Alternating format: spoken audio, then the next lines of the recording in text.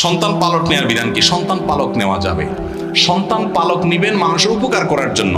একটা গরিব মানুষ, তার অনেকগুলো বাচ্চা আছে, পালতে পারে না, মাটা মরে গেছে, বাচ্চা পালন করার কেউ নাই, বাপটা মরে গেছে, ইতিম হয়ে গেছে, তখন তাকে নিয়ে আসেন, অথবা তার মার কাছে রাখেন, খাবার দাবার দেন, পড়াশোনার খরচ দেন, মানুষ করে দেন, পোশাক আশাক দেন, আদর যত্ন দেন, এটা আল্লাহর জন্য করবেন। এ হলো সন্তান পালক নেওয়ার কনসেপ্ট ইসলামে। আর আমরা সন্তান পালক নেই কোন ধান্দায়? বাবা ডাকবো, মা ডাকবে, এই মতলব। মানে আমার ছেলে মেয়ে নাই, তো একটু বাপ মা ডাক শুনতে মন চায়, এই জন্য আরেকজনের ছেলে নিয়ে আসলাম। এটা হওয়া উচিত না।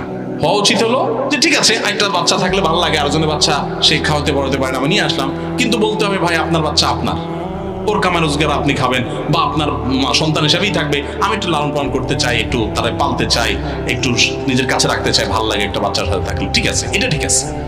কিন্তু আমাদের বেশিরভাগ লোক ছেলে মেয়ে হয় না, এখন বাপ মা ডাক শুনতে হবে, এই জন্য আরেকজনের সন্তান নিয়ে আসে, আইনা ওই বাপের নাম মুছে দেয়, মায়ের নাম মুছে দেয়, ওই পোলা জানেও না তার বাপকে মাকে, এরা নকল বাপ নকল মা সাথে সারা জীবন এই নকল বাপ নকল মা ডাকে ডেকে দিন পার করে।